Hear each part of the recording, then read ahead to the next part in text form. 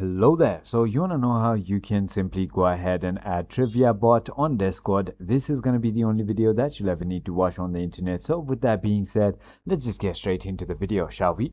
So first things first, simply go ahead and log in into your Discord account either on a browser or just on your application. And once you've done that, simply go ahead and open another browser. Make sure you also have admin permissions to be able to invite anything to or anyone to your server.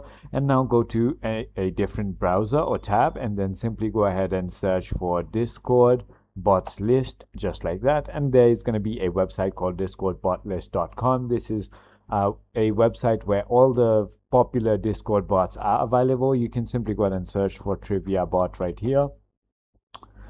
And when you go ahead and search for it, as you can see, it's going to pop up right over here. All you need to do is simply go ahead and click on add bot. And once you've done that, it's going to tell you to invite Trivia Bot. So simply click on that and it's going to ask you to log in into your account, log in, and now you can choose a server where you want to go ahead and invite it on. So it is as simple as that. I hope this video was helpful to you. If it was, hit that like button and I'll see you on the next one.